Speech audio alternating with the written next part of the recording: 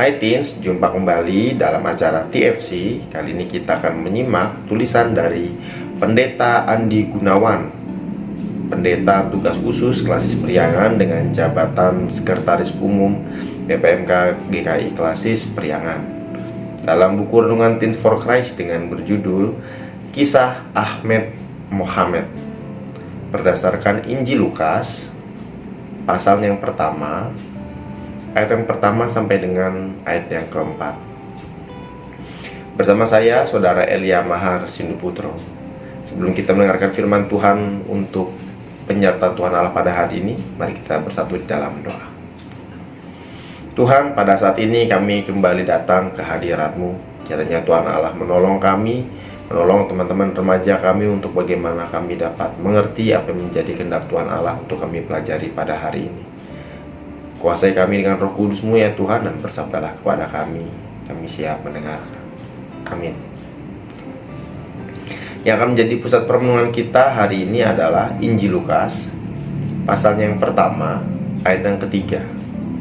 Saya akan membacakan untuk kita semua. Karena itu setelah aku menyelidiki segala peristiwa itu dengan seksama dari asal mulanya, aku mengambil keputusan untuk membukukannya dengan teratur bagimu. Kisah Ahmed Mohamed. Pada tanggal 14 September 2015, ada seorang siswa SMU MacArthur Irving dari Texas berumur 14 tahun bernama Ahmed Mohamed. Ia ditangkap. Ia dicurigai karena merakit bom. Kok bisa? Jadi begini nih ceritanya. Mohamed yang kreatif dan hobi mengotak-atik ini ternyata suatu hari merakit jam digital di sebuah kotak pensil. Setelah berhasil, maka dengan bangga ia membawa ke sekolah begitu ya, hendak ditunjukkan kepada guru bahasa Inggris. Namun tidak disangka ia tidak mendapat respon yang diharapkan. Sang guru mengira itu adalah bom rakitan. Anak yang malang ini pun disuruh ke kepala sekolah dan diinterogasi oleh polisi selama 1,5 jam. Cukup kasihan ya. Akhirnya ia dibebaskan karena terbukti tidak melakukan kejahatan. Di sini prasangkanya pun tidak terbukti, dan akhirnya yang muncul adalah prasangka negatif yang pasti membawa petaka. Berbeda dengan ketiga penulis Injil lainnya, Injil Lukas membuka tulisannya dengan gaya seorang jurnalis gitu ya. Lukas tahu bahwa ada banyak orang yang berusaha untuk membuat berita tentang kehidupan hingga kebangkitan Tuhan Yesus. Injil Lukas memutuskan untuk menyelidiki segala peristiwa itu dengan seksama dari asal mulanya, supaya engkau dapat mengetahui bahwa segala sesuatu yang diajarkan kepadamu sungguh benar. Itu di ayat 3-4 ya. Nah, Lukas sebagai sang jurnalis begitu ya, tidak mau menuliskan berita itu berdasarkan kabar angin atau desas-desus gitu ya, tetapi berdasarkan fakta dan kebenaran. Teens, media sosial sebenarnya baik jika yang diberitakan adalah kenyataan serta tidak digunakan secara berlebihan. Sayangnya, tidak sedikit karakter dan hidup seseorang rusak, bahkan hancur, karena pemberitaan yang salah atau yang seringkali disebut dengan hoax.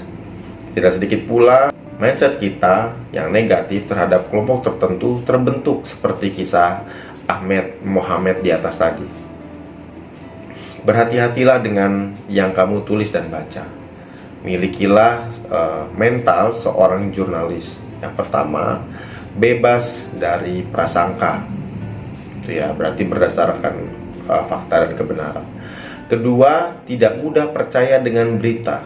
Buktikan dulu beritanya. Dan yang ketiga, tidak mudah membuat atau meneruskan berita. Semoga kisah Ahmed Mohamed menjadi inspirasi bagi kita untuk bagaimana kita memiliki hidup seperti seorang jurnalis. Mari kita bersatu di dalam doa. Ya Allah, terima kasih, hanya oleh karena kasih-Mu kami dapat diingatkan kembali pada hari ini untuk bagaimana kami dapat belajar dari kisah Ahmed Mohamed yang begitu sedih karena diperlakukan dengan prasangka yang negatif. Kami mau belajar Tuhan untuk bagaimana kami dapat memiliki pandangan yang asalnya daripada Allah, yang dikuasai juga dengan Roh Kudus, sehingga kami juga dapat ditolong untuk melihat segala sesuatu dengan jernih, juga dengan berdasarkan fakta dan kebenaran yang tentunya asal daripada Tuhan Allah sendiri.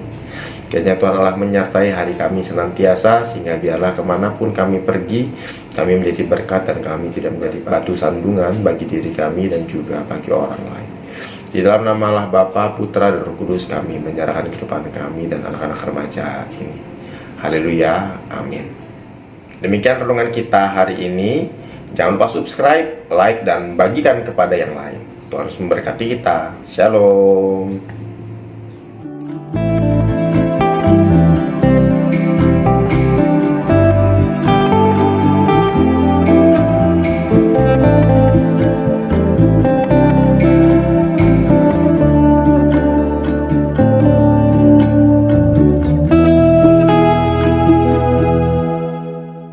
Sahabat, mari dukung pelayanan dan pekabaran Injil melalui YKB dengan membagikan link acara ini kepada sebanyak mungkin orang. Dukungan juga dapat saudara lakukan dengan mentransfer dukungan finansial ke rekening BCA ke nomor 450 305 2990 450 305 2990 atas nama Yayasan Komunikasi Bersama.